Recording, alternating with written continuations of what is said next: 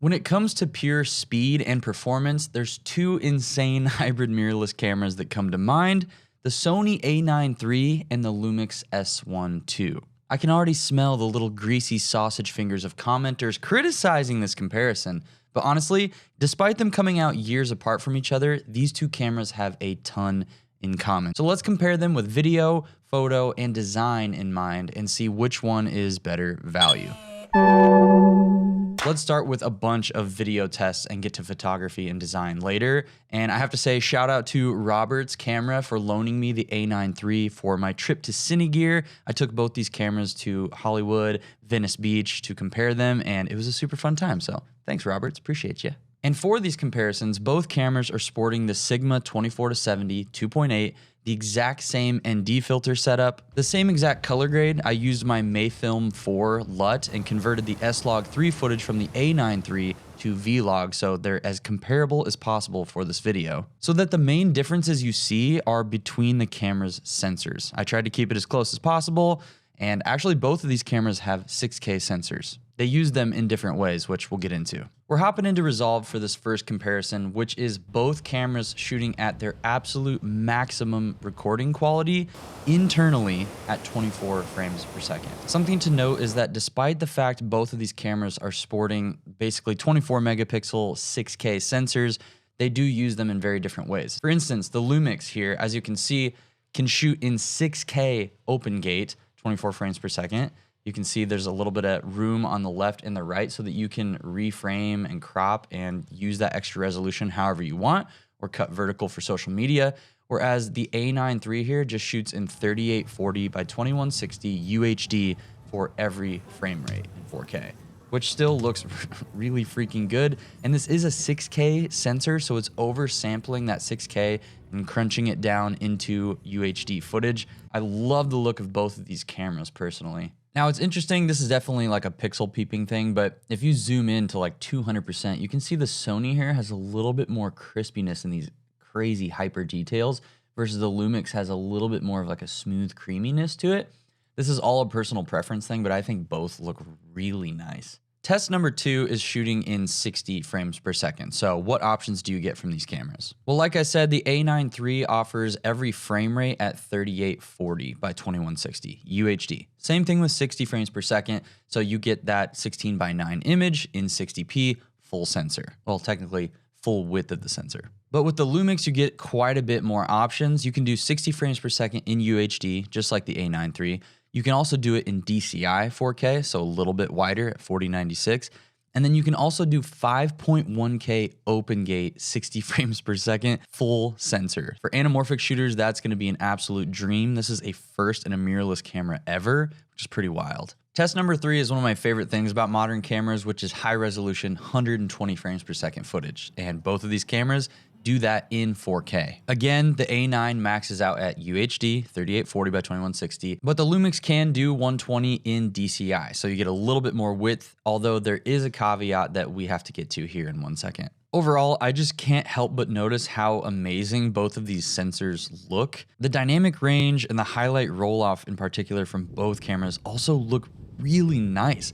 Like, these just look so high quality for handheld mirrorless cameras. It's just wild. But test number 4 might reveal a little bit of craziness, okay? So we're gonna quickly talk about crop factors. On the S1II, you are blessed with the full width of the sensor in 24 and 60 frames per second. But once you switch over to 4K 120, there is actually a small little crop. As you can see from these little buildings right here, you lose a little bit of the width of the sensor when you go to 120. But honestly, in a daily work and shooting environment, I don't think this is something I would even notice. It's definitely not a deal breaker or a concerning issue at all for me personally. The A9III, on the other hand, does give you the full width of the sensor for 24, 60, and 4K 120. So you have nothing to worry about there. If crop factors are an issue for you, you get the whole thing with the A9, okay? Pretty cool. Test number 5 is stabilization, and both of these cameras offer a physical IBIS system, so let's see which one looks better. This is what 4K 24 frames per second looks like.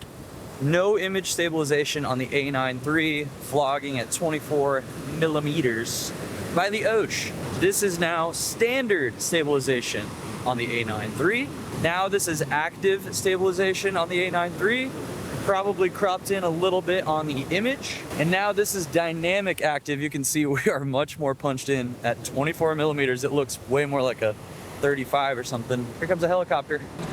Rolling shutter, I hardly know her, dude.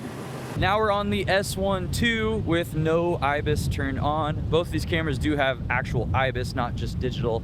So this is what vlogging on 24 mil looks like, no stabilization. Now we have IBIS turned on. Keep in mind too, the audio situation on the Lumix took a lot longer for me to put my shotgun mic on, whereas Sony has their own proprietary mic systems, and it's just so easy. You plug it into the intelligent hot shoe. You can flick it into auto if you want, or control your settings like gain and polar directions and stuff like that. It's really convenient with Sony, but sometimes I don't like how their mics sound. Now we have IBIS plus E stabilization, which is like the standard E stabilization setting. So we've got a couple things working in tandem together right now. This is the same thing, IBIS plus E stabilization, but it's the high setting of E stabilization. So it crops in a lot more to try to compensate for camera shake. And now this is IBIS plus boost stabilization. So there's a lot of different things you can do with this camera, but to be honest with you, I usually just have IBIS turned on and it pretty much looks amazing all the time. And another thing to keep in mind with Lumix is you get a handful of anamorphic stabilization modes too, for all you Cam Mackie copycats out there. This category isn't even a competition. The Lumix cameras right now are just a notch above every other brand in terms of stabilization. I just hope Sony can catch up because that's a really nice feature in Lumix. For this section, I have a question to start off with. What do you think this is? AirPods for Shaq? Wrong. This is a dual battery charging case from FirstPower, today's sponsor. Don't skip this because this is actually a really cool and affordable little piece of gear. As you can see, you get this nice little display on the front that shows you the charge of each individual battery. Just got to push this little power button on the side and it shows it. The top of the case opens up like this so you can see your batteries, and there's quick release buttons for each. Now what's amazing is these kits come with 2 batteries, but you can also obviously charge your first party batteries if you want to do that as well. And then what you do is plug in this side to USB-C and it will charge them up for you. The real kicker here is the price.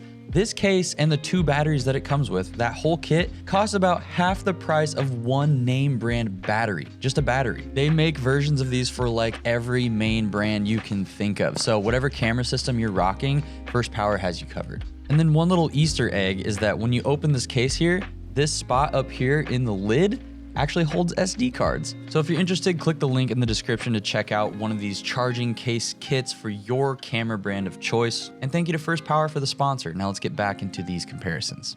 Next thing we got to talk about is ISO performance, and specifically low light. Typically, Sony is known as the low light kings of the camera world, but that has started to shift with these newer Lumix cameras. So this is the native ISO of the Lumix, which is 640, and this is 5000. You can see like they both look pretty clean. This sensor does have a little bit of noise no matter what ISO and exposure you're getting, which is okay with me. I mean, a little bit of noise definitely doesn't look bad. I mean, especially when it looks this fine from the high resolution sensor. Now, what's interesting about this particular Sony camera is there's no dual native ISO, and that's probably because it's a global shutter.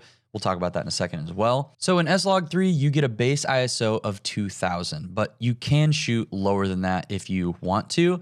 2000 is just going to give you the best dynamic range possible, but I break that rule all the time on my FX30 and other cameras. That way I can use less ND or just one ND filter instead of swapping them constantly, and the images still look really nice. With the Lumix, you can push up in the 10,000 and beyond ISO ranges and still get pretty dang good looking images. But on this Sony, you can't push super high like the A7S III and FX3 in like 12,800 range. It gets noisy quite a bit before that. I would just say the Lumix is probably going to give you more flexibility with low light. So now let's compare the shutter performances, the rolling shutter. Obviously, the Sony has a global shutter, so there is no rolling shutter, but the Lumix has really solid rolling shutter performance for a full frame 6K open gate shooting camera. We have to talk about photography performance because both of these cameras are true hybrid machines, absolute monsters in this department, so let's go over it. The Sony is 24.6 megapixels and can shoot raw photos up to 120 frames per second burst.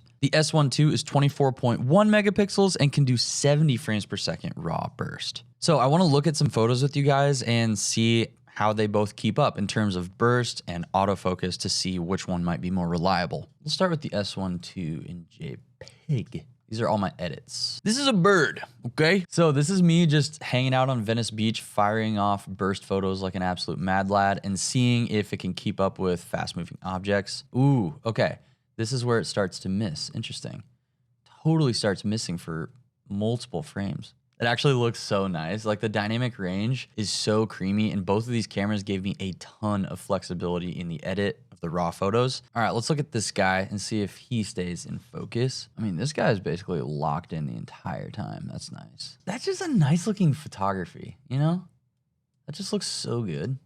This dude is just stoked to be on the beach while his girlfriend behind him stuck in the sand. The autofocus is just absolutely hitting. I was shooting at 2.8 in all these photos as well. Yeah, it seems to miss more with animals, although, I mean, birds are hard to capture. I mean, that's a ton of movement. Okay, let's move over to the Sony and see if that's any different in terms of performance. Here's the Sony images, also 24 megapixels. I exported at full quality. These look really freaking good. I don't know, man. I really like this sensor. For this test, this guy is riding his bike directly toward me, and I'm clearly zoomed in. This is probably at like 50. I don't know if I'm quite at 70, but let's see if he stays in focus. So far, yes. Dang. Okay, he's a little bit out of focus there, but he's really close to me. He's out of focus, out of focus, out of focus. But for most of that beginning sequence, he is absolutely locked in. And there's a ton of objects and people in the background. The camera was just like, I got you, fam. Sony's AI autofocus truly is incredible. Oh, there's our boy again. Girlfriend finally made it out of the sand. Let's see if he's still stoked or not. Oh, he's stoked. And let's see these shots of some birdie birds. These are out of focus. That's locked. Wow, this looks good. They're all locked in. Oh my gosh. Dude, this is incredible. There's so many good frames in here. That is super crispy. I just like this shot as well. I shot in burst mode for this, but this was the only photo I liked from the burst, and I just thought it looked cool. I don't know. He's like, bro, I need snacks. Who do I go for? I mean, both of these sensors just look absolutely incredible. They're both really good. I think I would hand the win to the Sony for photography personally. It just looks amazing, and you get insanely high performance with autofocus and burst, but the Lumix also is really, really solid. Now let's talk about the design of both of these cameras, and this is where things are more interesting than I thought they would be. I really love that both cameras have high quality EVFs and screens, and specifically they both have the amazing flip, tilt, and pop screen design. It's the new standard in my opinion, especially for pros. Other than that, both bodies feel pretty dang good. For the Sony, they specifically revamped this body to make it a little bit more round and comfortable in the hand, and it feels really nice. Definitely different than the A7S III and the A7 IV line, which felt a little bit more boxy. One thing I can't stand about Sony's recent designs though is the menu button is on the top left. So anytime I want to access menus, I have to use both hands. I love that Lumix just puts the menu button right in the middle of the D-pad selector. It makes operating the camera with one hand very fast. So really we need Sony just to copy that from Panasonic, the internal LUT features, internal grain features, false color exposing for video, open gate recording, IBIS. Oh, and price. Both of these cameras are absolutely incredible, but we have to talk about the value proposition. The A9 III right now is $6,400 USD body alone. I have barely owned any cars that cost that much money. The Lumix S1II is $3,200 and it's brand new body alone. So you can actually buy two S1IIs for the price of one A9 III. And I can't say that the A9 III is double the performance and double the value of the S1II. So for me personally, I would choose the S1II. I don't have $6,400 to throw at a camera body, but I understand if you're like a sports high action professional and you have to have those crazy burst modes, insane autofocus performance. This thing is freaking fast. It's a bird.